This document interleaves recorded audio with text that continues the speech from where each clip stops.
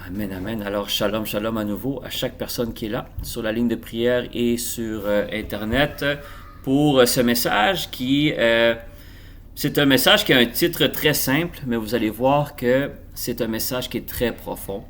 Le message est la bénédiction de Dieu. Ou plutôt, on peut dire la vraie bénédiction de Dieu. Qu'est-ce qui est la vraie bénédiction de Dieu? C'est quoi? C'est vraiment, le Seigneur m'a fait voir, et tout a commencé avec un verset que j'ai lu dans Proverbe, que le Seigneur m'a fait escalader un peu le message qu'il avait pour moi et pour nous, évidemment. Euh, Qu'est-ce qui est la bénédiction de Dieu? C'est quoi? Quand quelqu'un peut dire « je suis béni », dans quelles circonstances quelqu'un peut vraiment dire « je suis béni ». Évidemment, il y a des milliers de raisons qu'on peut dire qu'on est béni. Juste le fait qu'on respire, on peut dire « je suis béni » parce que c'est une grâce. Parce qu'il y a des personnes de mon âge qui déjà, ils sont déjà partis, ou ils sont malades, ou ils sont branchés. Alors, évidemment, on se considère béni à cause de ça. Mais vous allez voir, bien aimé, avec la parole qu'on a aujourd'hui, c'est pas ça que ça veut vraiment dire être béni. Oui, c'est une grâce, par contre. Il faut être reconnaissant, il faut être dans la joie de savoir que le Seigneur, malgré tout ce qu'on a fait, malgré tous les péchés qu'on a commis et qu'on n'est pas mieux que qui que ce soit, on soit encore en train de respirer et qu'on n'est pas branché dans un hôpital, mais ça, c'est pas une bénédiction, c'est une grâce. Mais qu'est-ce que signifie vraiment être béni? Et moi, l'exemple que je peux vous donner, mes bien-aimés, c'est un exemple, je parle à un frère ou une sœur, puis elle reçoit une promotion, ou elle reçoit une nouvelle voiture. Une voiture, une belle voiture, voiture de l'année, puis c'est une personne qu'elle a prié, et le Seigneur a permis qu'elle puisse avoir cette voiture-là, ou un mariage, ou une maison, ou comme j'ai dit tantôt, une promotion, tout le genre de choses. Et le premier réflexe qu'on va dire, c'est « Oh, cette personne-là est bénie ». Et moi, je l'ai dit souvent, évidemment, on n'est pas les seuls. On dit tous ça. Oh, elle a une grande église. Oh, elle est bénie. Bon, vous comprenez ce que je veux dire. Tous ces genres d'exemples-là, nous, souvent, en tant que chrétiens, puis évidemment, on est dans la joie parce qu'évidemment, on n'est pas contre ce genre de bénédiction que le Seigneur nous donne. Mais c'est pas... Le Seigneur veut vraiment qu'on comprenne. C'est pas quelqu'un qui est béni parce qu'il a une voiture, une Mercedes ou un mariage, puis des enfants en santé, une promotion. Mais moi, je dis, mais Seigneur, pour moi, cette personne-là, elle est bénie. Et c'est là que le Seigneur me ramène toujours à quelque chose de bien-aimé qui me choque souvent. C'est que le Seigneur me dit souvent, il dit, oublie pas que ceux qui ne sont pas mes enfants, alors il parle des païens, ont ces choses-là aussi. Alors, quelqu'un qui est païen ou qui croit à un autre Dieu, qui n'est pas vraiment en fait de Dieu ou qui n'est pas vraiment une brebis de Jésus, des fois, et la plupart du temps, je ne dirais pas des fois, la plupart du temps, des fois, il prospère plus, financièrement, je parle, plus que quelqu'un qui est une brebis de Jésus. Et ça, c'est quelque chose que toujours ça m'a marqué, mais il y a une raison pourquoi. Alors, c'est pour ça que le Seigneur me dit, oui, on se réjouit qu'un frère ou une sœur en Christ a une promotion, un mariage, des enfants, évidemment. Il faut toujours rendre grâce à Dieu. Il faut comprendre ce message-là, bien aimé. Mais là, je parle, qu'est-ce que ça veut dire quelqu'un qui est béni? Ou quelqu'un qui, la bénédiction de Dieu est avec lui. Cette personne-là est bénie. Et nous, on va toujours relationner, on dirait un peu les choses du monde. Le financier, la santé. Et c'est pas des choses que le Seigneur est contre, là. C'est pas ça que je veux dire. Mais le Seigneur veut qu'on comprenne aujourd'hui que, pour ceux qui entendent ce message-là ou ceux qui vont le réécouter par après, le Seigneur va vous faire comprendre, et aujourd'hui, après cette étude-là, qu'on comprenne qu'est-ce que vraiment est une personne qui est bénie. Et vous allez comprendre, et vous allez voir que c'est pas si compliqué que ça. C'est juste que il faut que le Seigneur nous le montre pour vraiment qu'on comprenne que être béni et bien-aimé, c'est peut-être pas ce que nous, on pense. Qu'est-ce que ça veut dire être béni? Et regardez, on va commencer avec le premier verset.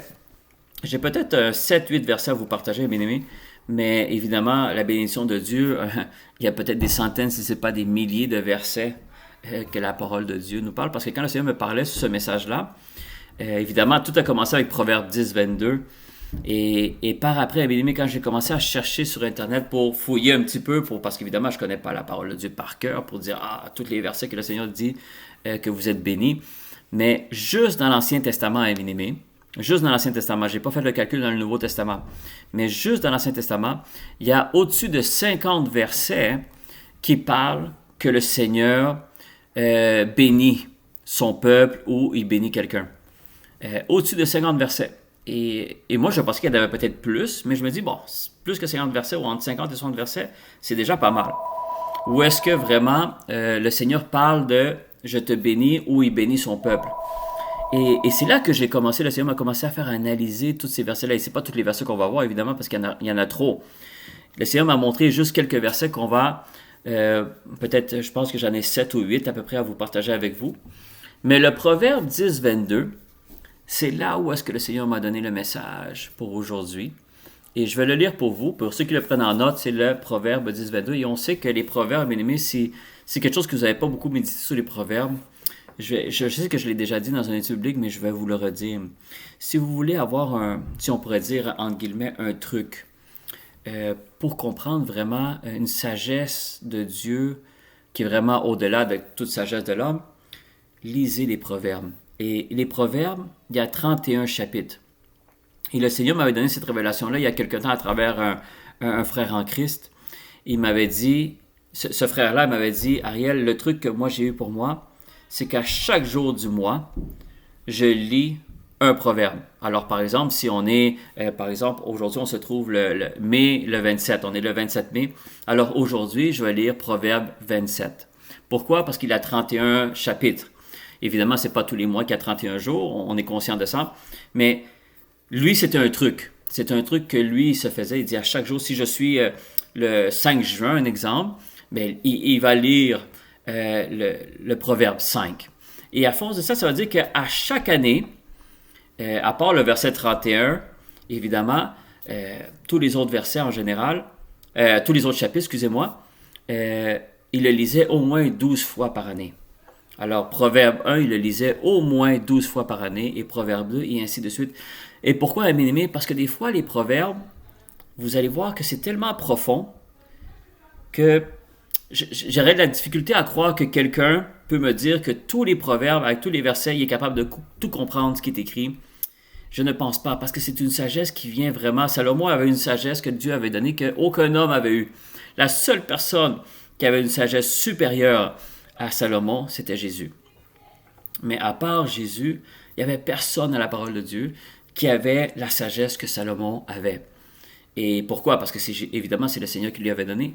Alors, quand vous lisez Proverbes, mes amis, vous allez voir qu'il y a beaucoup de choses, même dans le monde païen, qui est appuyé par ce qui est écrit dans Proverbes. Alors, Proverbe est quelque chose qui est très, très, très profond et je vous encourage à lire plus souvent Proverbes. Vous allez voir. Je sais que nous, on aime beaucoup lire les psaumes, mais je ne dis pas d'arrêter de lire les psaumes, par contre, parce que les psaumes, c'est bien, ça fait du bien et ça nous fait connaître beaucoup le Seigneur parce que David connaissait le Seigneur d'une façon vraiment particulière. Alors quand on lit les psaumes, on connaît aussi le Seigneur, mais Proverbes, mes bien-aimés, à mon avis, il y a une puissance de connaissance beaucoup plus grande que sûrement celle des psaumes. Parce que Proverbes, vraiment, il y a une sagesse, mes bien-aimés, qui est au-delà de ce que nous, en tant qu'êtres humains, on puisse comprendre. Et c'est pour ça que évidemment, ça c'est une parenthèse, j'ai ouvert la parenthèse, je la ferme, c'est pas l'étude biblique aujourd'hui, mais je voulais vraiment vous en parler. Proverbes, s'il y a vraiment quelque chose dans la parole de Dieu que vous voulez lire à tous les jours, Proverbes, c'est sûrement peut-être un des livres les plus, c'est sûrement le livre le plus sage, avec le plus de sagesse qu'il y en a dans toute la parole de Dieu. Et Proverbes 10, 22, mes amis, regardez qu'est-ce qu'il dit. C'est la bénédiction de l'Éternel qui enrichit. Alors, il parle de la bénédiction. Il parle de bénédiction de Dieu. Et il dit, c'est la bénédiction de l'Éternel qui enrichit. Et il ne la fait suivre d'aucun chagrin. Alors, quand vous lisez ça, est-ce que vous êtes capable de comprendre qu'est-ce que ça signifie la bénédiction de l'Éternel ou la bénédiction de Dieu? Il faut fouiller un petit peu plus. Peut-être que tu comprends un peu la phrase, mais si je te demande vraiment tu me décrives qu'est-ce que la bénédiction de l'Éternel, juste avec ce verset-là.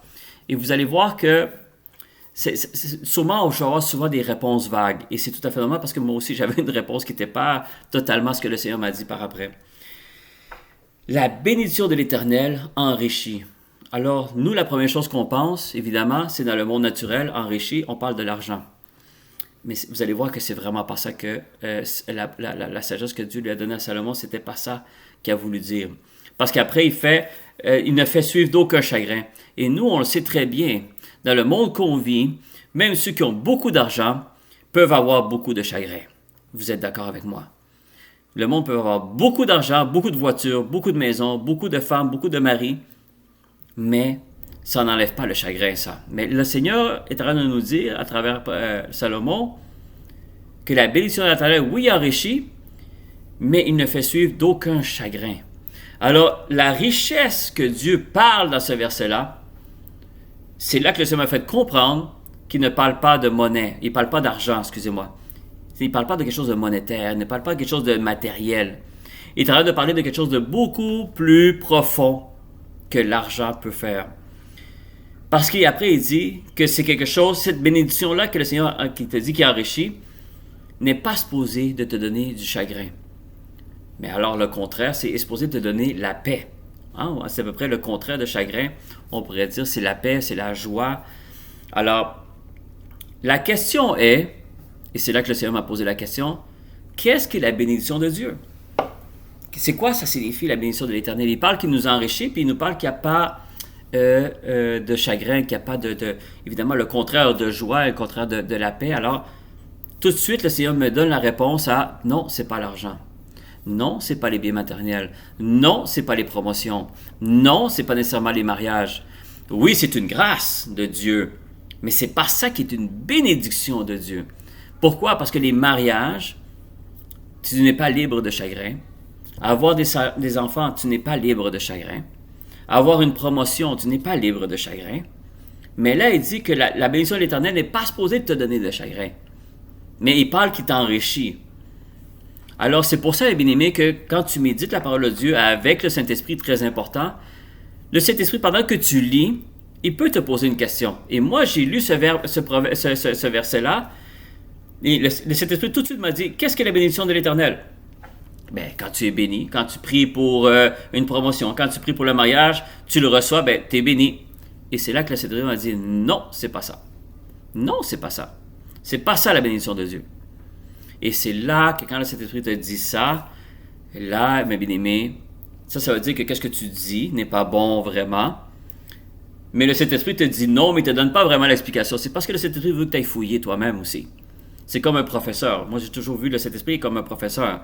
Un professeur, quand un élève pose la question, en général, il ne va pas donner la réponse. Il va te donner des indices pour que toi, tu puisses aller trouver la réponse par toi-même. Et c'est comme ça que l'élève va s'améliorer par lui-même, évidemment.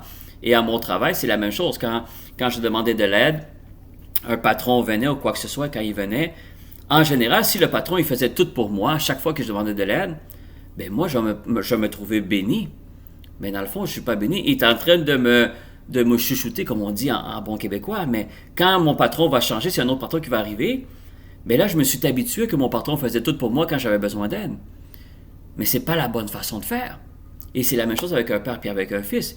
Oui, tu veux l'aider, mais tu veux qu'il comprenne comment qu'il puisse le faire la prochaine fois qu'il va être mal pris. Et c'est ça que ça fait. C'est un professeur, un élève, un père, un enfant, c'est un peu la même chose. Alors, quand le Saint-Esprit te dit « non, tu n'as pas la bonne réponse », en général, le Saint-Esprit ne va peut-être pas te donner la réponse immédiatement. Il va vouloir que tu fouilles. Il va vouloir que tu cherches. Et c'est là que le Seigneur te dit « t'as-tu un moment? Oui, parce qu'il va falloir que tu ouvres la parole de Dieu et on va chercher ensemble. » Et c'est ça que le Saint-Esprit fait souvent avec moi, et je sais qu'il le fait avec beaucoup de personnes. Mais pour ça, il faut que tu aies, évidemment, il faut avoir cette soif-là de vouloir comprendre la parole.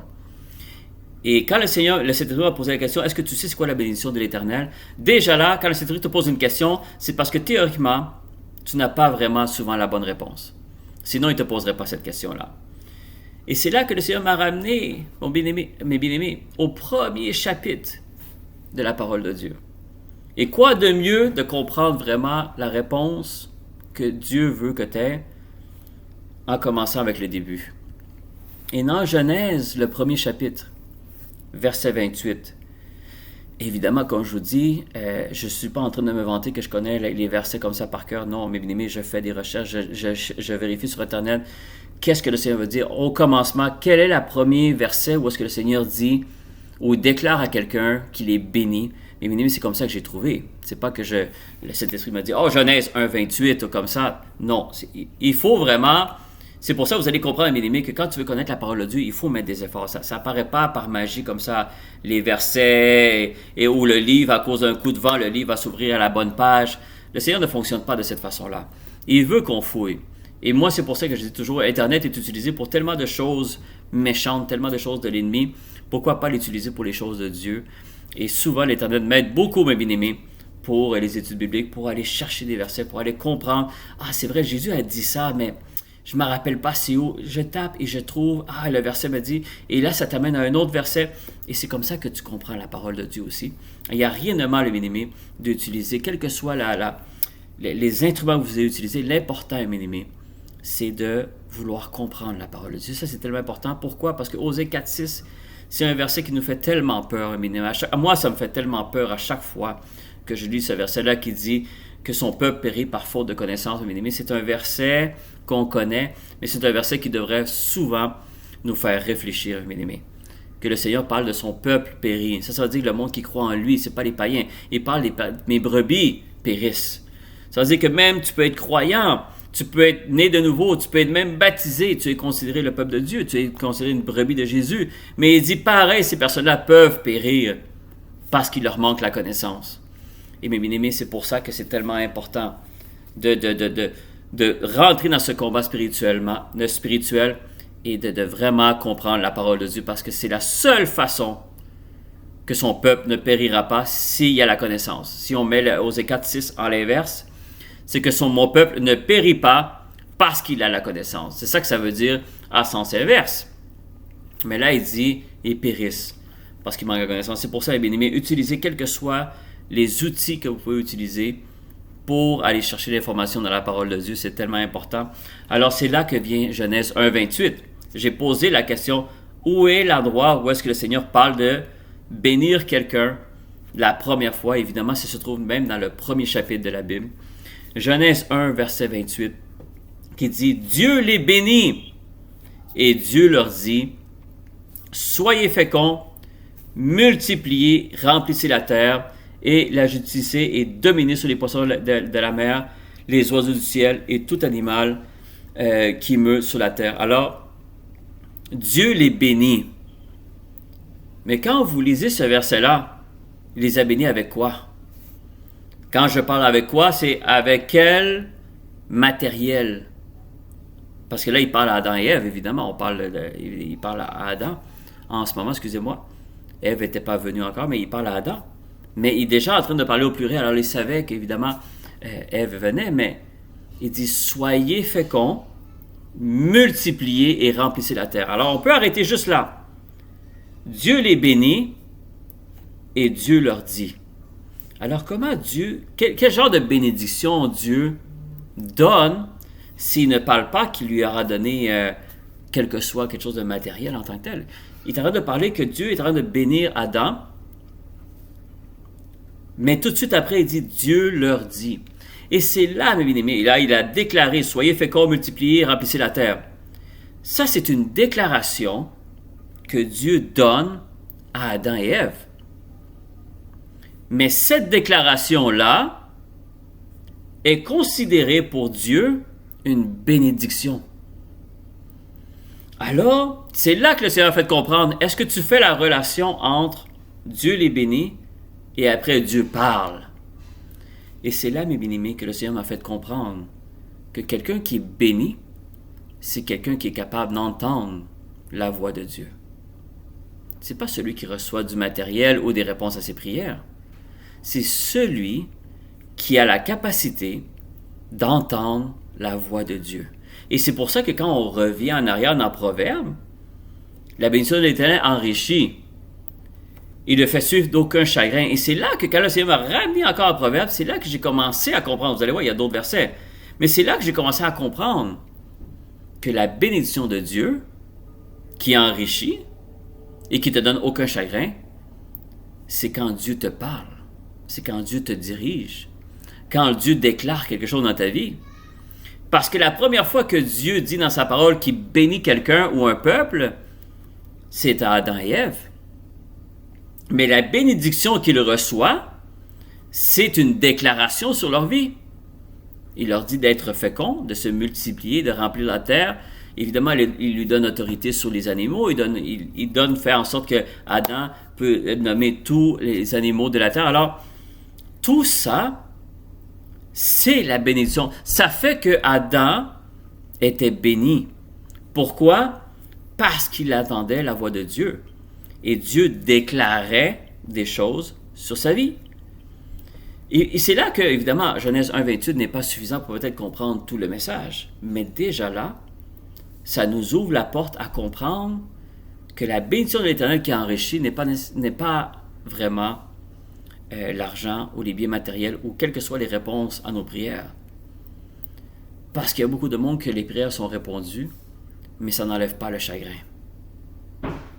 Et c'est ça qu'il faut comprendre. C'est pour ça que Proverbe 10, 22, bien aimé, si vous l'avez pris en note, soulignez ce verset-là. Et c'est très important de comprendre ce verset-là parce que toute l'étude biblique est appuyée sur un seul verset que Salomon nous dit dans Proverbe 10, 22. Il faut comprendre que la bénédiction de l'Éternel ne peut pas t'amener du chagrin. Et souvent, bien aimé, la réponse à nos prières, on pourrait dire, en guillemets, la bénédiction que nous, on pensait qu'on recevait, ne sera jamais vraiment libre de chagrin. Que ce soit mariage, que ce soit promotion, que ce soit des enfants, que ce soit beaucoup d'argent, que ce soit avoir de la business partout. Il va avoir des chagrins parce qu'il va avoir des obstacles. Mais là, il parle de la bénédiction. Cette bénédiction-là ne peut pas te donner du chagrin. Et c'est là que j'ai commencé à comprendre dans Genèse 1er chapitre, verset 28, que le Seigneur commençait à me faire comprendre que la bénédiction est premièrement Dieu qui déclare quelque chose sur toi. Parce que c'est vrai. L'autre chose aussi, quand on reçoit une prophétie, bien-aimé, est-ce que ça te donne du chagrin? Non. Parce que quand tu reçois une prophétie de Dieu, je sais que tu y crois, mais deux, ça te donne de la joie. Quand le Seigneur déclare la guérison, quand le Seigneur te déclare la promotion, toutes ces choses-là, alors c'est pas la promotion, la guérison vraiment qui fait que la personne est bénie. C'est que la personne a réussi, ou que le Seigneur a réussi à pouvoir communiquer avec cette personne, parce que c'est ça la vraie bénédiction. Nous, évidemment, c'est une grâce aussi que le Seigneur puisse nous parler, mais c'est ça, être vraiment béni. C'est quelqu'un que quotidiennement, pas une fois semaine quand tu vas à l'église, quotidiennement, tu es en train d'être capable d'entendre la voix de Dieu. Parce que quand Dieu te dirige, quand Dieu te dit quel travail tu dois choisir, quel mari tu dois avoir, quelle femme tu dois avoir, combien d'enfants tu dois avoir, tous ces genres de choses-là, ou quelle promotion, ou non, pas tout de suite la promotion, c'est pas tout de suite. Quand la personne a ce genre de direction-là quotidienne, ça veut dire qu'à tous les jours, tu entends la voix de Dieu. C'est là qu'on comprend que cette personne-là ne sera pas libre de tribulations, de difficultés, ne sera pas libre de problèmes, mais cette personne-là n'aura pas de chagrin. Pourquoi? Parce qu'elle a une communication avec Dieu quotidiennement. Elle a une communication. Et c'est ça qui nous arrive, nous, mes bien-aimés, en tant que chrétiens. C'est que dès qu'il y a quelque chose qui se présente, souvent, on est agité. Souvent, il y a une inquiétude. Souvent, mais Seigneur, normalement, il nous prévient avant que les choses arrivent. Et pendant que les choses arrivent, le Seigneur continue à nous soutenir et à nous parler, à nous réconforter, à continuer à nous dire, ne t'inquiète pas, je t'avais prévenu, mais je te dis que tu vas être là. Alors, cette personne-là ne sera pas libre de problème. Mais je peux vous garantir, bien aimé, que cette personne-là a la paix. Et c'est cette personne-là que Dieu, dans sa parole, considère qu'il est une personne bénie. Pourquoi? Parce que le Seigneur, malgré qu'il y ait des difficultés, malgré qu'il y ait des problèmes, cette personne-là entend la voix de Dieu. Et le parfait exemple, je n'ai pas vraiment de verset parce qu'évidemment il y en a beaucoup, mais juste la première histoire qu'on peut entendre, évidemment Noé, il entendait la voix de Dieu, il avait une communication avec Dieu, il l'a prévenu qu'il devait faire une barque et tout. Mais bien aimé, la barque, c'est pas faite en 2-3 jours, c'est pas fait en quelques mois. Ça a pris des années. Si je ne me trompe pas, je pense que ça a pris entre 20 et 24 années que Noé ait construit cette barque-là. Mais pendant toutes ces années-là, bien aimé, Noé se faisait souvent ridiculiser. Il faisait rire de lui. Comment que Dieu va faire ça? De toute ça, cette personne-là avait confiance que la parole qu'il avait reçue était vraie. Alors évidemment, lui et sa famille ont été sauvés, mais c'est ça quelqu'un qui est béni. Tout de suite, on a l'exemple d'Abraham. Abraham était déjà dans un endroit où il était prospère. Il prospérait déjà financièrement avant que Dieu lui dise de se déplacer de où est-ce qu'il était pour aller vers la terre promise, vers un autre endroit. Abraham était déjà, financièrement, il était quelqu'un qui était très riche. Mais le Seigneur m'a dit, c'est même pas ça qui considérait Abraham béni. Parce que tout de suite, quand on parle, Abraham était béni, on pense tout de suite que parce qu'il avait énormément d'argent. Oui, parce que si Abraham, si on le considère avec les finances d'aujourd'hui, c'était quelqu'un qui était millionnaire, c'est sûr. Il avait beaucoup de biens, mais c'est pas ça qu'Abraham, c'est pas à cause de ça qu'Abraham était considéré d'être béni. Abraham était considéré qu'il était une personne qui était bénie, c'est parce qu'il était capable d'entendre la voix de Dieu. Alors le Seigneur lui a dit, quitte ton pays et va à tel endroit. Est-ce qu'Abraham a douté? Est-ce qu'Abraham a fait comme non, pas tout de suite? Est-ce qu'Abraham, non, il a obéi. Et après, dès qu'il a obéi, après, tous les autres promesses sont venues, qu'il allait avoir des multitudes, il a fait voir les étoiles. Bon, vous connaissez toute l'histoire, mais tout a commencé que Abraham a entendu la voix de Dieu et il a obéi. Et c'est là que, où est-ce qu'il était déjà bien, il prospérait où est-ce qu'il était. Mais après, évidemment, il y a eu des difficultés, il y a eu des combats, il y a eu tout. Évidemment, il a été promis d'un fils, il n'y a pas eu un fils, ils se sont même découragés, il est allé faire un enfant avec la servante. Et bon, vous connaissez toute l'histoire, mais c'est là que le Seigneur fait en sorte qu'il nous fait comprendre que quelqu'un qui est béni, ou qui a la bénédiction de Dieu, c'est celui qui a la capacité d'entendre la voix de Dieu et d'obéir à cette voix-là. Ça, c'est quelqu'un qui est béni. C'est pas quelqu'un qui va avoir nécessairement plusieurs voitures et plusieurs maisons. Non, parce que le enrichi que Salomon parle, c'est pas de ça. Parce que tu peux avoir tous ces biens matériels-là, tu peux avoir tous les maris, toutes les femmes que tu voudras et tous les enfants que tu voudras, mais c'est pas ça qui t'enlève le chagrin, qui va te faire en sorte que tu n'auras plus de chagrin. La richesse que Dieu nous parle dans Proverbe 10, verset 22, c'est que quelqu'un qui entend la voix de Dieu et qui a obéi à la parole de Dieu, cette personne-là, elle est riche, elle est bénie. Mais nous, on a toujours cette impression-là, c'est que quand un frère arrive à l'église, « Oh my God, je sais que tu as prié pour ta voiture, maintenant tu as une voiture, tu es béni. » Mais bien-aimé, c'est pas ça quelqu'un de béni, c'est une grâce. On va donner gloire à Dieu, on va témoigner, gloire à Dieu. C'est pour ça qu'il ne faut pas confondre les deux choses, mais qu'il a reçu une voiture, c'est pas ça qui fait de lui quelqu'un qui est béni. Quelqu'un qui est béni, c'est quelqu'un qui reçoit une parole de Dieu, qui est capable d'entendre la voix de Dieu, qui est capable d'avoir une communication avec Dieu et l'obéir, évidemment. Et ça, c'est là que le Seigneur te dirige dans ta vie. Et cette personne-là, c'est cette personne-là qui est bénie. Et je vais vous donner des exemples, mes bien-aimés. Deutéronome 28, vous êtes d'accord avec moi que c'est un chapitre que tout le monde aime, et à chaque fois qu'on le lit, mes bien-aimés, je pense qu'il y a une joie extraordinaire qu'on a, surtout les 14 premiers versets, évidemment, parce qu'après, il parle de la malédiction, mais moi, je parle vraiment du 28, le bout où est-ce qu'il parle des bénédictions. On ne va pas le lire au complet, mais quand vous lisez le Deutéronome 28, les 14 premiers versets, vous allez voir que c'est que de la joie de lire cela. Hein? On va donner un exemple, le verset 3 et le verset 6, parce que le verset 3 et le verset 6 de Deutéronome 28, ils parlent de béni. Ils parlent de bénédiction. Ça, je l'avais trouvé dans les 50 versets que le Seigneur parle de béni. Regardez qu'est-ce qu'il dit Deutéronome 28, verset 3. Il dit, « Tu seras béni dans la ville et tu seras béni dans les champs. » Qu'est-ce que ça veut dire, ça? Là, on pense qu'il sera super riche dans la ville et que son champ va prospérer plus que tous les autres. Est-ce que vraiment c'est ça que ça veut dire? Ou qu'est-ce qu'il veut dire plutôt quand on analyse maintenant qu'est-ce que le Seigneur veut en train de nous expliquer? C'est que pendant que tu es dans la ville, Dieu te parle et toi tu obéis. Ça veut dire que tu ne seras peut-être pas le plus prospère de la ville, mais je peux te garantir que tu es celui qui a le plus de paix dans cette ville-là.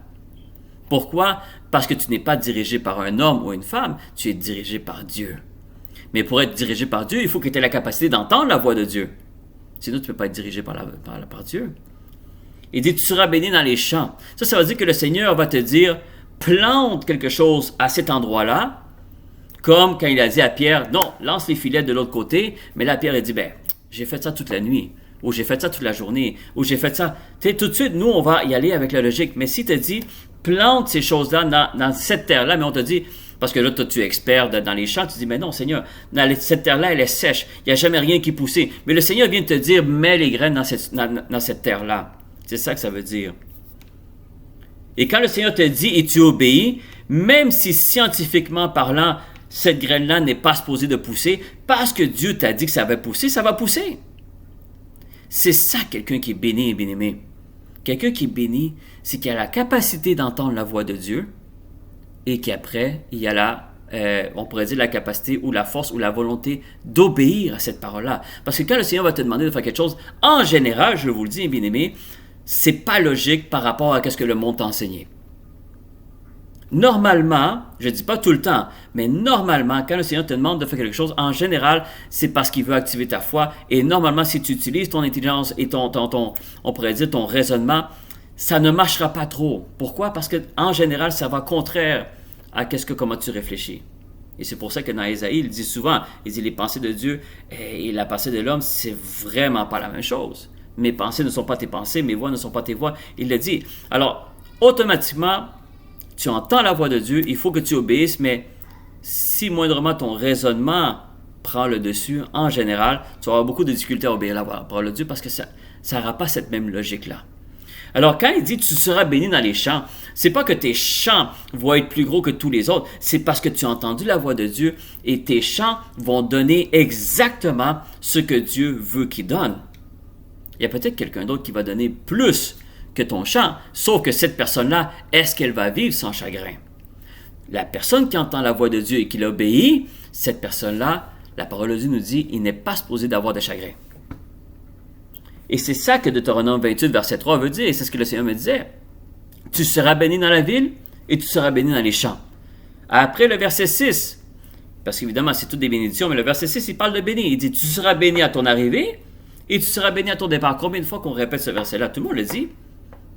Même quand on part en voyage, le Seigneur te bénit à ton départ. Mais bien aimé, les païens aussi ils partent en voyage, puis l'avion ne tombe pas dans l'aller, puis ne tombe pas au retour non plus. Mais est-ce qu'ils sont bénis?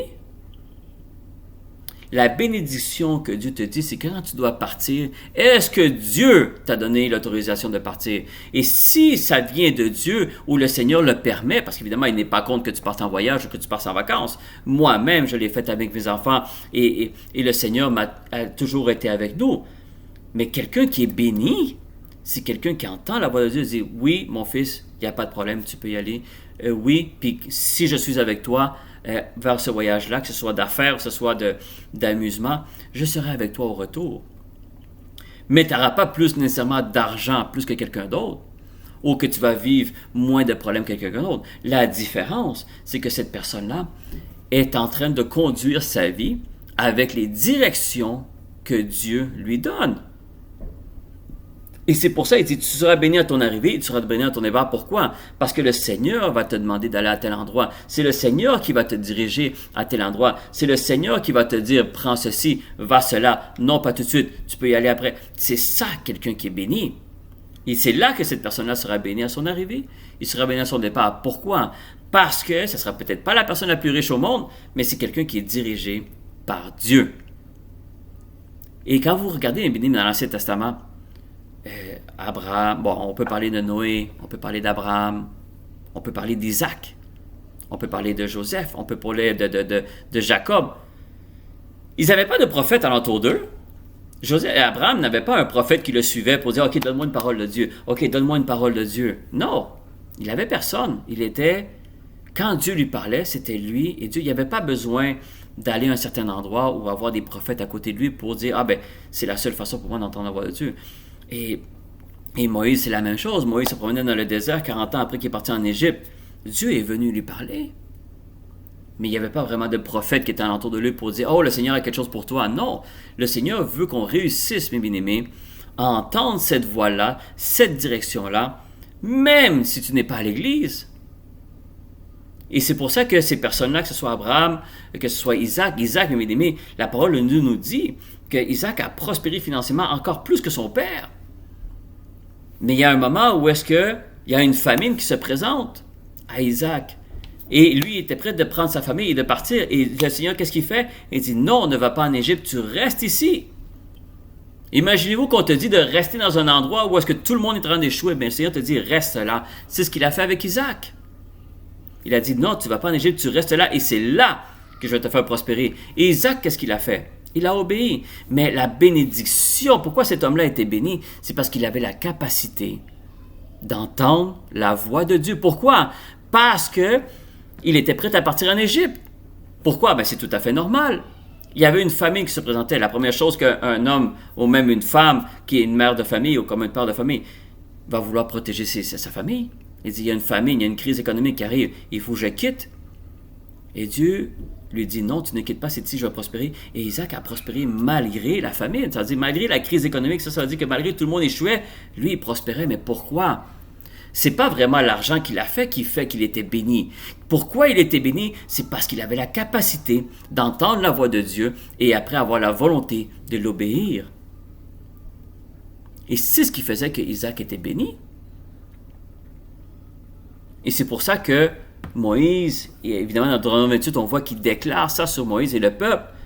Mais c'est parce qu'évidemment, ils avaient la capacité d'entendre la voix de Dieu et d'obéir.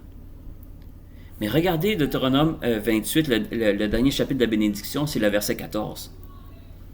Et Deutéronome 28, 14. Alors après que le Seigneur a dit toutes les bénédictions, les 13 premiers versets, là, c'est toutes les bénédictions. Regardez qu'est-ce que le verset 14 il dit.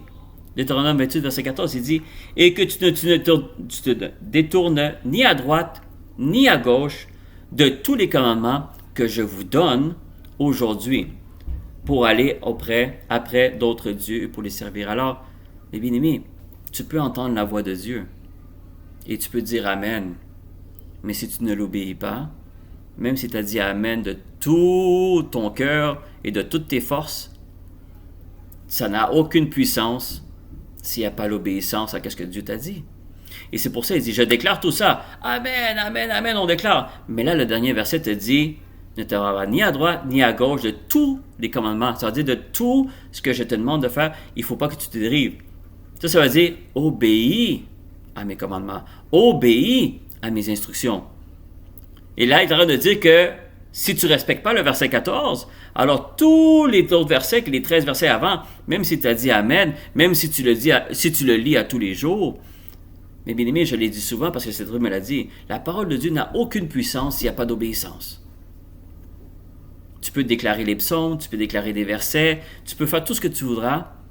S'il n'y a pas l'obéissance à la parole de Dieu, aux instructions surtout que Jésus nous a données, mais bien aimé, la puissance que la parole de Dieu n'a pas d'effet sur cette personne-là. Et c'est pour ça qu'on voit beaucoup de personnes aller dans les églises ou en train de lire les psaumes, déclarer des versets. Ah ben, tout le monde sort content de l'église. Mais qu'est-ce qui arrive lundi? Qu'est-ce qui arrive mardi? Qu'est-ce qui arrive mercredi? On le dit souvent. Mais c'est ça. Qu'est-ce qui arrive avec Abraham? Ou qu'est-ce qui arrive avec Isaac ou Moïse ou tous ceux qui étaient là? C'est des personnes qui n'obéissaient pas le Seigneur 1 ou 2 journées par semaine.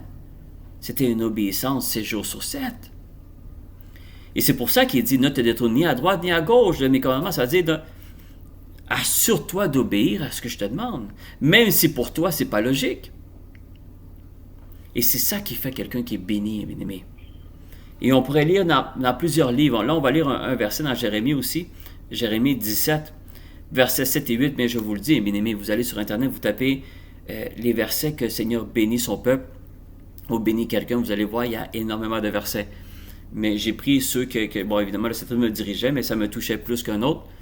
Mais Jérémie 17, versets 7 et 8, encore une fois, il parle que le Seigneur bénit quelqu'un, bénit sur son peuple. Il dit, béni, regardez qu'est-ce qu'il dit, Jérémie 17, versets 7 et 8. Le verset 7, il dit, béni soit l'homme qui se confie dans l'Éternel et dont l'Éternel est l'espérance. Alors déjà là, il dit, l'homme qui est béni, c'est celui qui se confie en l'Éternel. Ça veut dire, il se confie, comment tu peux te confier en l'Éternel? Oui, tu déverses tous tes problèmes et tout. C'est comme une confidence, si on peut dire, à l'Éternel. Mais l'Éternel connaît déjà ces choses-là.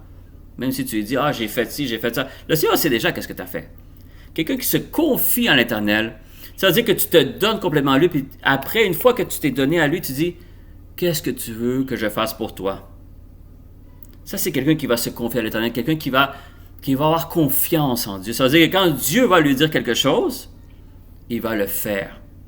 Ça, c'est quelqu'un qui se confie à l'Éternel et dont l'Éternel est l'espérance. Ça veut dire que tu t'appuies complètement sur le Seigneur. Toute ta confiance est en lui. Ça veut dire que quand lui va te parler, automatiquement tu obéis. Et c'est ça qui fait que quelqu'un est béni. Encore une fois, il dit, béni soit l'homme qui fait exactement ce que je viens de vous dire. Béni soit cette personne qui a une confiance en l'Éternel et que Dieu est sa seule espérance. Pas seulement à ce que la parole de Dieu est écrite, c'est la communication qu'il y a avec Dieu quotidiennement. Cet homme-là, ou même cette femme-là, parce qu'évidemment, quand béni soit l'homme, il parle de l'humanité en tant que telle, de l'être humain, alors ça peut être adressé aussi à une femme. Béni soit l'homme qui se confie en l'Éternel. Ça veut dire que l'homme qui se confie en l'Éternel, est-ce que c'est l'homme ou la femme qui n'a pas de problème? Est-ce que c'est l'homme ou la femme qui est le plus, que ses prières sont toujours répondues, puis financièrement il est très riche? Non, c'est pas ça de quoi il parle. Il parle de celui qui se confie en l'Éternel et que l'Éternel est sa seule espérance. Ça, c'est quelqu'un qui bénit pour la parole de Dieu. Vous voyez comment on voit que bénir quelqu'un ou quelqu'un qui est béni n'est pas nécessairement des fois qu'est-ce qu'on nous en pense. Et après le verset 8, il dit « Il est comme un arbre planté près des eaux et qui entend ses racines vers le courant et qui n'aperçoit point la chaleur quand elle vient. » Alors vous voyez, il y a quelque chose qui nous alimente. L'eau, l'arbre a besoin d'eau à chaque jour, hein, bien-aimé. D'une façon ou d'une autre, il a besoin d'eau. Dès qu'il y a 2-3 jours qu'il n'y a pas d'eau, qu'est-ce qui arrive? On sent déjà que l'arbre va sécher, ou la plante va sécher, ou la fleur va sécher. C'est quelque chose qui a besoin d'eau à tous les jours. C'est pour ça que je dis, mes bien-aimés, c'est être béni, c'est pas entendre la voix de Dieu les dimanches. Une arbre a besoin de l'eau, ou même une plante a besoin de l'eau à tous les jours, mes bien-aimés. D'une façon ou d'une autre. Parce que des fois, quand il pleut, la terre renferme beaucoup d'eau. Alors, même s'il ne pleut pas, les prochains jours, la plante continue ou l'arbre continue à être alimenté. Mais là, il compare quelqu'un qui est béni, c'est un arbre qui est planté à côté de l'eau. Alors, c'est à tous les jours qu'il y a de l'eau, cet arbre-là. Il est planté à côté de la rivière, à côté de l'eau. Et ses racines vers le courant. Ça veut dire que les racines de l'arbre sont en train de toucher l'eau à tous les jours. Il est en train de comparer quelqu'un qui est béni. Alors, le Seigneur est avec toi à chaque jour. Et quand la chaleur vient, parce qu'il n'aperçoit point la chaleur quand elle vient. Ça veut dire que la chaleur vient, mais ça ne brûle pas. Ça veut dire que les problèmes viennent, mais ton chagrin n'est pas affecté. C'est ça que ça veut dire. Et son feuilletage reste vert. Ça veut dire que ton feuillage n'est pas supposé de rester vert, mais le tien reste vert. Dans l'année de la sécheresse, ça veut dire qu'il va y avoir des années difficiles. Ce n'est pas toujours des belles années, mais il y a des années de sécheresse. Mais regardez qu'est-ce qu'il dit. Cette personne-là qui est bénie va avoir des années de sécheresse. Mais elle n'a point de crainte, n'a point de chagrin. Ça veut dire qu'elle a la paix, elle a la joie, malgré que c'est une année qui ne va pas vraiment comme toi tu veux que ça aille. C'est ça une année de sécheresse. Et il ne cesse de porter fruit. Alors, où est-ce que le monde, des fois, arrête de porter fruit à cause de la sécheresse? Toi, tu continues toujours à porter fruit. D'une façon ou d'une autre. Ça, c'est quelqu'un que le Seigneur a dit à Jérémie, ça c'est quelqu'un qui est béni. Jérémie 17, versets 7 et 8, mes bien-aimés. Prenez-le en note et méditez sur ça, vous allez voir. Vous allez comprendre d'être béni, mes bien-aimés. Et quand Proverbe dit, oh, la bénédiction de l'Éternel enrichit, tout le monde dit Amen parce qu'on pense qu'on va avoir plein de voitures, plein de maisons, plein d'argent dans notre compte de banque. C'est pas ça que ça veut dire, mes bien-aimés. Être béni, c'est avoir la capacité que Dieu te parle et que tu as la volonté d'écouter. Et mes bien-aimés, évidemment, on a parlé beaucoup de l'Ancien Testament. Dans le Nouveau Testament aussi, je pourrais avoir plusieurs versets. Mais il y en a un qui m'est venu, même pas dans les 50 versets que j'avais vus qui étaient écrits dans l'Internet. Mais tout de suite, ça m'est venu.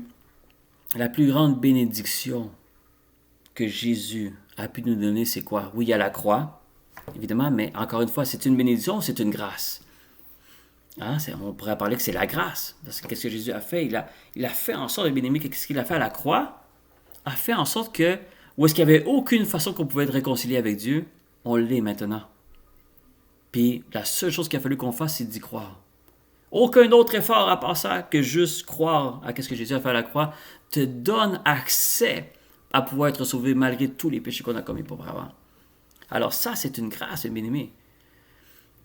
Mais de quelle façon Jésus nous a bénis? Quelle est la meilleure bénédiction que Jésus a pu faire? Est-ce que c'est les guérisons? Est-ce que c'est la résurrection de Lazare qu'il nous a montré? Ou est-ce que c'est la multiplication des pains? Ou la pêche miraculeuse? Est-ce que c'est ça la bénédiction que Jésus a fait? Quelle est la vraie... Si le Saint-Esprit te pose cette question-là, quelle est la vraie bénédiction que Jésus nous a donnée et qu'il nous a laissée, bien-aimé? Ben, si tu veux entendre la voix de Dieu, quel est le moyen de pouvoir entendre? Maintenant qu'on sait dans l'Ancien Testament, qu'est-ce que ça veut dire béni? Alors si tu mets ça dans le Nouveau Testament, quelle est la plus grande bénédiction que Jésus nous a laissée? Et évidemment, bien-aimé, c'est le Saint-Esprit. Parce que le Saint-Esprit va t'enseigner, le Saint-Esprit va te parler, le Saint-Esprit va te diriger. Alors c'est la façon maintenant que Dieu va te parler, c'est par le Saint-Esprit. Alors c'est pour ça que quand vous lisez Jean 14, l'évangile de Jean 14, versets 26 et 27, et je vous dis, il y a énormément de versets qui parlent évidemment du Saint-Esprit dans le Nouveau Testament. Mais il dit, mais le Consolateur, l'Esprit Saint, que le Père enverra en mon nom, regardez ce qu'il dit après, vous enseignera toutes choses et vous rappellera tout ce que je vous ai dit. Et là, regardez, déjà là, ça c'est le premier verset, le verset 26, qui nous dit, il va nous envoyer ça. Déjà là, c'est une grâce, évidemment, qu'on reçoit le Saint-Esprit. C'est-à-dire qu'on peut avoir une communication directe avec Jésus, avec le Saint-Esprit. Et c'est une promesse qu'il nous fait. C'est ça la déclaration qui nous ramène à Genèse 1, verset 28. Quand Dieu a béni Adam et Ève, il a quoi? Il a fait une déclaration. Il a dit, soyez féconds, multipliez-vous, remplissez la terre. C'est des déclarations qu'il fait. De la même façon qu'il a dit que la lumière soit et la lumière fut. Et bon, toutes les déclarations qu'il a fait, c'est ça, mes bien-aimés. Alors Jésus nous donne une déclaration, une promesse. C'est pour ça que celui qui marche avec le Saint-Esprit, mes bien-aimés, celui qui est dirigé par le Saint-Esprit, celui qui a une communication avec le Saint-Esprit, cette personne-là, c'est cette personne-là qui est bénie. Parce qu'il dit que c'est une promesse qu'il nous donne le Saint-Esprit.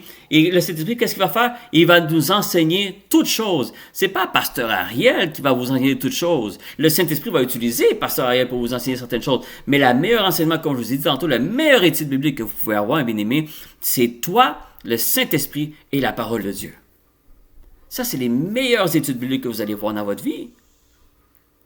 Gloire à Dieu qu'on a les études bibliques les lundis, les mercredis, les vendredis sur la ligne de prière. Gloire à Dieu. Mais chacun d'entre nous peut avoir une étude biblique à chaque jour. Et peut-être que les études bibliques que vous allez écouter les lundis, les mercredis, les vendredis, bien peut-être que ces études bibliques-là vont être des confirmations de ce que le Seigneur vous a dit il y a une semaine, 2 semaines ou même peut-être un mois. Il dit le Saint-Esprit que le Père va vous envoyer. C'est pas probablement vous allez recevoir le Saint-Esprit, je pense que le Père va vous envoyer. Non, c'est une déclaration de la même façon que Dieu a déclaré sur Adam et Ève. Soyez féconds, multipliez. C'est une déclaration, mais quasiment un ordre. Comme il n'y a pas d'autre choix, c'est ça qui va arriver. Là, il dit, vous allez recevoir ce consolateur-là qui est le Saint-Esprit, et c'est le Père qui va vous les envoyer. Pourquoi? Parce qu'il doit vous enseigner toutes choses. C'est le Saint-Esprit qui est supposé nous enseigner toutes choses, mes bien-aimés. Il va vous rappeler tout ce que je vous ai dit. Et regardez ce qu'il dit après. Ça revient à Proverbe 10, 22. Il dit pas de chagrin, il dit « Je vous laisse la paix et je vous donne ma paix. Je ne vous donne pas comme le monde te donne, mais que votre cœur ne se trouble point et ne s'alarme point. » Ça veut dire qu'il sait qu'il va y avoir des difficultés, des tribulations, des difficultés, des années de sécheresse. Il sait que tu vas avoir toutes ces choses-là et qu'on va tous avoir ces choses-là. Mais parce que le Saint-Esprit est là avec nous, il va être constamment en train de nous diriger, nous enseigner. Il dit, on va avoir cette paix-là qu'il n'y a personne dans le monde qui peut te donner. Il n'y a personne dans le monde qui peut te donner la paix que Jésus donne. Mais comment il peut la donner, cette paix-là? C'est pas parce que tu pries que tu as la paix. Il y a beaucoup de monde, mes bien-aimés, qui prient à chaque jour et qui n'ont pas la paix, ils ne dorment pas bien la nuit. Pourtant, c'est des personnes qui prient à tous les jours et qui vont à l'église à tous les dimanches. Ils sont toujours là sur la ligne de prière, mais ils n'ont pas la paix. Comment est-ce possible? Mais c'est parce que c'est ça qu'on veut dire. Ce n'est pas une question de matériel, mes amis. C'est une question de communication avec Dieu. C'est ça qui fait la différence. Quand cette personne-là a une communication avec Dieu, cette personne-là est considérée bénie. C'est ça la bénédiction de l'Éternel. C'est ça la bénédiction de Dieu. C'est que tu as la capacité de pouvoir entendre la voix de Dieu. Et évidemment, après, l'obéir, parce que sinon, il n'y a pas de puissance. Et là, il dit, je vais vous donner ce Saint-Esprit-là. C'est le Père qui va le donner, excusez-moi. Et c'est une promesse que Jésus nous donne, que le Père va envoyer ça. C'est pas Jésus qui a envoyé ça, c'est Dieu lui-même qui nous envoie le Saint-Esprit. C'est ce que Jésus a dit. Et ça, le Saint-Esprit, c'est ça qui fait en sorte qu'une personne qui est dirigée par le Saint-Esprit, c'est une personne qui est bénie. Mais ce ne sera peut-être pas la personne qui aura plus de bénédictions financières, ou que c'est une personne qui va avoir pas de problème dans son mariage, ou pas de problème financier, ou pas de problème dans son travail. Non, c'est pas ça que ça veut dire. Ça veut dire que cette personne-là, quand elle va vivre ces moments-là, elle n'est pas troublée. C'est pour ça qu'il dit que votre cœur ne se trouble point et qu'il ne s'alarme point. Pourquoi? Parce que si moi je le permets et tu continues à suivre qu'est-ce que moi je dis, mais bien-aimé, on a-tu vraiment quelque chose à craindre quand c'est Jésus, par le Saint-Esprit évidemment, qui nous dirige? Quand le Seigneur dit, prends ce travail. Par exemple, il y a deux offres devant toi. Soit ce soit des maisons, soit ce soit le travail, soit qu'il y a 2 hommes ou 2 femmes que tu ne sais pas quel choisir pour marier. Quel que soit que tu as plus qu'un choix, là, quand tu as des 2 choix, des 3 choix. Mais bien aimé, dans le monde, c'est un stress. Parce que tu ne connais pas l'avenir. Il n'y a personne qui connaît l'avenir. Elle dit, mais elle a l'air plus gentille ou lui, il a l'air plus gentil. Tu ne le sais pas, qu'est-ce qui va arriver dans 5 ans, dans 10 ans, dans 15 ans. Tu ne le sais pas. On ne le sait pas, mais minimum. Il n'y a personne qui sait. Parce que je préfère aller travailler, je ne sais pas moi, chez Bureau en Gros au lieu d'aller travailler chez Best Buy. Mais Bureau en Gros, je pense que c'est mieux. Best Buy, j'aime pas. Tu ne sais pas qu'est-ce qui va arriver dans 5 ans chez Bureau en Gros et tu ne sais pas qu'est-ce qui va arriver dans 5 ans dans Best Buy. Vous voyez comment, bien aimé, quand tu n'as pas le Saint-Esprit, pas que tu n'as pas le Saint-Esprit, parce qu'on a le Saint-Esprit quand on reçoit le Seigneur, mais quand tu n'as pas cette communication avec le Saint-Esprit, tous les choix que tu auras dans ta vie, tu vas être troublé parce que tu ne sauras pas quoi choisir. Pourtant, Jésus dit que ton cœur ne se trouble point. Il faut que tu aies une paix que même le monde ne peut pas te donner. Mais comment est-ce possible? La seule façon, bien aimé, c'est d'être capable d'entendre la voix de Dieu et d'obéir. Si le Seigneur te dit c'est Best Buy, mais toi ton cœur, non, moi je vais aller au bureau en gros. Le Seigneur te dit c'est Best Buy, obéis. Et donne gloire à Dieu que le Seigneur est en train de te diriger. Donne gloire à Dieu. Si tu te dis, c'est cette maison-là, non, prends celle-là. Mais tu ne sais pas l'autre maison, c'est quoi qui va arriver dans 5-10 ans. Tu ne connais pas le voisin qui habite à côté de chez toi. C'est toutes ces choses-là que nous, on ne sait pas, bien aimé. Et ça t'évite énormément de problèmes, énormément de chagrins. Ça ne veut pas dire que tu vas choisir l'autre maison qui n'aura pas de problème. Il va peut-être avoir des problèmes, mais c'est des problèmes que le Seigneur a déjà calculés, que tu es capable de supporter. L'autre, il y a des problèmes que toi tu ne vois pas, qui va être difficile pour toi de supporter. Quand il te choisit, c'est lui l'homme de ta vie. Lui, il est un petit peu plus beau, il est un petit peu plus musclé. Non, c'est lui, parce que cet homme-là aime Dieu. Lui, dans 5 ans, il va te tromper. Tu le sais pas. C'est pour ça, bien aimé, que quelqu'un qui est béni, c'est quelqu'un qui a la capacité d'entendre la voix de Dieu et de l'obéir. Et cette personne-là ne vit pas dans le chagrin. Cette personne-là a la paix. Cette personne-là, son cœur ne se trouble pas. Parce que les tribulations vont être là. Il a dit, il va y avoir des années de sécheresse. Il va y avoir des difficultés. Mais quand le Seigneur t'accompagne, c'est pour ça qu'il dit, vous aurez des tribulations, vous aurez des difficultés. Mais j'ai vaincu le monde. Ça veut dire que quand je suis avec toi, il n'y a rien ni personne qui peut arrêter ce que moi je veux faire avec toi dans ta vie. Mais les choix souvent que le Seigneur va nous demander des fois, ou en général, c'est peut-être pas les choix que nous on aurait fait. Mais c'est pour ça la confiance, comme Abraham et tous ces hommes de Dieu dans l'Ancien Testament, ils ont eu confiance en Dieu parce que c'était peut-être pas nécessairement pour eux logique. Qu'est-ce que Dieu disait? Comme il dit, regarde les étoiles du ciel, autant la nombreuse la prospérité. La personne n'est pas capable d'avoir un enfant il y a presque 100 ans. Est-ce que c'est logique? C'est pas logique. Mais si Dieu te le déclare, c'est parce que ça va arriver. Alors Abraham a eu confiance et c'est ça qui fait cet homme-là a été béni, pas parce qu'il était financièrement riche. C'est pas ça qui faisait qu'il était béni. Il était béni parce qu'il était capable d'entendre la voix de Dieu. Et c'est Dieu qui dirigeait sa vie. Et c'est ça qu'on considère maintenant qu'Abraham était un homme béni. Et c'est ça, mes bien-aimés, pour chacun d'entre nous. C'est ça la bénédiction de Dieu. Et je pourrais vous donner des dizaines d'autres versets pour vous donner des exemples. Mais si vous voulez méditer sur ça, fouiller dans la parole de Dieu, regardez quand il parle de bénédiction. Vous allez voir que la plupart des versets se trouvent dans l'Ancien Testament, parce que c'est vrai que dans l'Ancien Testament, souvent le Seigneur déclare des versets de bénédiction. Mais vous allez voir que la bénédiction n'est pas nécessairement juste de l'argent. Salomon est le parfait exemple aussi. Dieu lui avait proposé ce que tu veux, n'importe quoi que tu veux, je vais te le donner. Il aurait pu demander n'importe quoi à Salomon, n'importe quoi. Il a demandé la sagesse de Dieu. Il dit, la seule chose que j'ai besoin, c'est ta sagesse. Parce qu'il avait compris, c'est pas le bien matériel qui m'enlève, qui va m'enlever mes chagrins. Il dit, c'est ta sagesse qui va faire en sorte que j'aurai la paix. Et parce que le Seigneur a vu que son cœur avait vraiment choisi quelque chose qui n'était pas corrompu, qui n'était pas charnel, en plus qu'il lui a donné la plus grande sagesse que personne n'a eue, à part Jésus, il a été extrêmement riche et extrêmement béni dans plein d'autres choses. Mais qu'est-ce que Salomon avait compris, c'est que c'est toi que je veux. En résumé, c'est ça qu'il a voulu dire. Il dit, qu'est-ce que toi tu sais, c'est ça que je veux savoir. Je veux te connaître plus, je veux réfléchir comme toi tu réfléchis. C'est ça que Salomon a demandé. Il n'a pas demandé les châteaux, les Mercedes, même si ça n'existait pas, les voitures, mais c'est pas ça qu'il demandait. C'était pas ça. Si le Seigneur veut te bénir avec une Mercedes, gloire à Dieu. Mais c'est pas ça. C'est pas parce que la personne a une Mercedes qu'elle est bénie. Celle qui est bénie, c'est celle qui a la capacité d'entendre la voix de Dieu et de pouvoir être dirigée par elle. C'est ça qui fait que quelqu'un est béni. Et maintenant, mes bien-aimés, on a une grâce que même dans l'Ancien Testament, ils n'avaient pas. On a tous ces capacités-là maintenant d'entendre la voix de Dieu par le Saint-Esprit, être dirigé par le Saint-Esprit. Et en plus, il nous donne la capacité de pouvoir ouvrir ce livre, qui est le livre de Dieu, la parole de Dieu, la Bible, et que le Saint-Esprit est là pour nous aider à comprendre ce qui est écrit. Et bien aimé, c'est une grâce. C'est ça la grâce. Mais être béni et bien aimé, c'est que Dieu dirige ta vie. Dieu choisit pour toi. Dieu te dit oui dans certaines choses et non dans d'autres choses, même si ça ne fait pas complètement ton affaire, mais tu obéis, cette personne-là est bénie. Parce que cette personne-là ne vivra pas de chagrin. Elle va vivre des problèmes, elle va vivre des années de sécheresse, mais elle sera dans la paix et son cœur ne sera pas troublé. Et ça, mes bien-aimés, l'argent ne peut pas faire ça.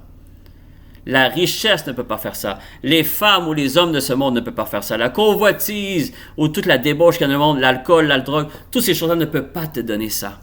Ça va toujours t'amener au chagrin. Toujours. Mais quand tu entends la voix de Dieu et que tu as cette relation avec Dieu, mes bien-aimés, je vous le garantis. Pourquoi? Parce que c'est écrit dans la parole de Dieu. Ça te dit que cette richesse-là, c'est ça la bénédiction de Dieu. Et cette richesse-là ne peut pas te donner chagrin. Elle est supposée te donner la paix et que ton cœur ne se trouble pas. Alors si aujourd'hui encore tu sens que souvent ton cœur est troublé, mais bien aimé, aujourd'hui cette parole-là est pour toi. Et pour chacun d'entre nous. Le Seigneur te demande, cherche à entendre ma voix. Cherche à vouloir me connaître plus. Cherche, parce que le Seigneur a dit, même quand il dit, mes brebis entendent ma voix, je les connais, ils me suivent. Une brebis est supposée d'entendre la voix de son berger à chaque jour, mes bien-aimés. Pas une fois par semaine, à chaque jour. Et c'est comme ça que la brebis ne s'égare pas. Le désir de ton cœur, bien-aimé, c'est de vouloir entendre la voix de Dieu. Et bientôt, en ce moment, à cause de cette parole-là, ou grâce à cette parole-là, je pourrais dire, le Seigneur est en train de me donner vraiment plusieurs études bibliques. Je vais sûrement faire un séminaire sur l'importance d'entendre la voix de Dieu. Comment entendre la voix de Dieu? L'importance d'entendre la voix de Dieu, comment entendre la voix de Dieu et les bénéfices d'entendre la voix de Dieu. Ça va sûrement être en 3 parties. Je suis en train de l'écrire en ce moment, mais tout a été inspiré par cette étude biblique-là que ça m'a donné cette semaine. Parce qu'entendre la voix de Dieu, bien-aimé, il n'y a rien de plus important au monde. Et si aujourd'hui tu entends ce message-là et tu n'entends pas encore la voix de Dieu, à part si tu es à l'église puis il y a un prophète qui est là, qui prophétise sur toi, non, la voix c'est bien, mais il faut que tu sois. Le Seigneur nous a donné le Saint-Esprit pour qu'on puisse être enseigné à chaque jour. Ça veut dire que le Saint-Esprit est supposé de nous parler à chaque jour, bien-aimé. Et si ça, ce n'est pas encore ton partage, tu as accès à ce partage-là. Alors, je t'invite bientôt, ça va être souvent accessible dans l'étude biblique et dans le YouTube, ces enseignements-là, d'entendre la voix de Dieu, ça va être très, très puissant, bien-aimé. Alors, sur ça, Je vous dis shalom à tous. Soyez bénis avec cette parole que le Seigneur nous a donnée pour que nous puissions continuer à pouvoir entendre la voix de Dieu. Et c'est ce qui fait que nous sommes des hommes et des femmes bénis. Alors je vous dis shalom à tous. Que le Seigneur vous bénisse. Amen.